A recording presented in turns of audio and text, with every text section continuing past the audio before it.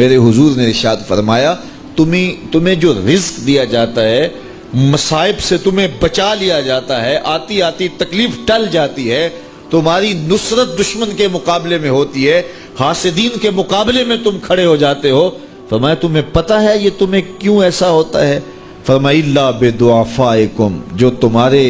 معاشرے کے کمزور لوگ ہیں جن کی تم نے مدد کی، فرمایا یہ ان کی دعاؤں کا نتیجہ ہوتا ہے، ان کے اٹھے ہوئے ہاتھ اللہ کبھی خالی نہیں موڑتا ہے۔ اس لیے لاچار لوگوں کی، دکھی لوگوں کی، بے بس اور بے آسرا لوگوں کی مدد کے لیے کھڑے ہو جایا کرو۔ وہ کسی نے کہا تھا کہ بڑوں کی بڑی بڑی خدمتوں سے وہ سکون نہیں ملتا جو چھوٹے چھوٹے لوگوں کی چھوٹی چھوٹی خدمتوں سے مل جاتا ہے۔ بڑوں کی بڑی خدمتیں بھی کریں تو وہ راضی نہیں ہوتے، لیکن چھوٹوں کی چھوٹی چھوٹی خدمتیں، یار غریب کو تو پیار سے کھڑا کر کے اس کے پشت پہ شفقت کا ہاتھ پھیر دیں تو وہ سارا دن خوشی سے گزار دیتا ہے کہ آج جو ہے وہ فلاں صاحب نے مجھے تکریم دی ہے، مجھے عزت دی ہے۔ تو میرے حضور نے فرمایا کہ تمہاری جو مدد ہوتی ہے اور رزق دیا جاتا ہے یہ تمہارے کمزوروں کی وجہ سے اللہ تعالیٰ تمہارے اوپر کرم فرماتا ہے۔ اچھا، ایک اور ذریعہ رزق کے اضافے کا حضرت عبداللہ ابن مسعود رضی اللہ تعالی عنہ کی مرویات سے۔ یہ حضرت عبداللہ ابن مسعود جلیل القدر صحابی ہیں، ان کے ہاں بیٹیاں ہی بیٹیاں تھیں۔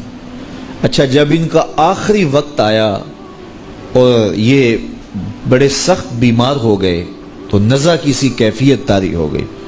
تو حضرت عثمان غنی رضی اللہ تعالیٰ عنہ ان کا حال پوچھنے آئے۔ تو جب حال پوچھا، بیٹھے، گفتگو ہوئی، واپس چلنے لگے، تو حضرت عثمان غنی نے اشرفیوں کی 2 تھیلیاں نکال کے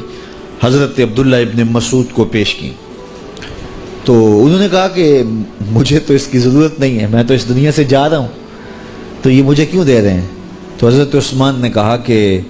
یہ آپ کی بیٹیوں کے لیے ہے، چونکہ آپ کی بیٹیاں ہی بیٹیاں ہیں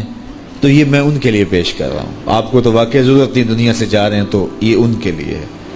تو حضرت عبداللہ ابن مسعود نے پھر تھیلیاں موڑتے ہوئے کہا کہ میری بیٹیوں کو اس کی ضرورت نہیں ہے، اس لیے کہ میرے حضور نے فرمایا تھا کہ جس کے پاس سورہ واقعہ ہو اس کو غربت تنگ نہیں کر سکتی، تو میری بیٹیاں رات کو سونے سے قبل 1 مرتبہ سورہ واقعہ ضرور پڑھتی ہیں،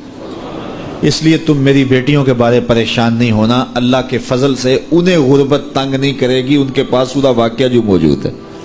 تو یہ کسی ایسے ضرورت مند کو دو جس کے پاس سورہ واقعہ نہیں ہے۔ تو سورہ واقعہ کی تلاوت یقیناً رزق کی فراوانیاں اور رزق کی برکتیں حاصل کرنے کا ایک ذریعہ ہے، اور دروازے کھل جاتے ہیں اگر سورہ واقعہ کی تلاوت تسلسل کے ساتھ کی جائے۔ اس لیے اپنے معمولات میں سورہ واقعہ کو شامل کر لیجئے گا، اس کی برکات سے انشاءاللہ رزق کی فراوانیاں نصیب ہوتی ہیں۔ جب کوئی دکھیے کے کام آتا ہے اور اس کی اعانت کرتا ہے تو پھر وہ راضی ہو جاتے ہیں۔ غریب پھنسے ہوئے ماں باپ، گھر بیٹی جوان ہو رہی ہے اور بڑھاپے کی طرف اس کا رخ ہو رہا ہے اور ان کے پاس ہمت نہیں ہے کہ ان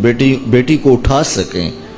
تو کوئی صاحب ثروت چپکے میں جا کے ان کی مدد کر دیتا ہے کہ تیری بیٹی میری بیٹی ہے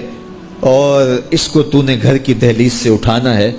تو پھر وہ ایک دم خوش ہو جاتا ہے اور آسودہ ہو کے اس کا انتظام کرتا ہے اس کی شادی کا۔ تو کوئی جانتا ہے کہ اس بوڑھے ماں باپ کے دل سے کتنی دعائیں نکلتی ہیں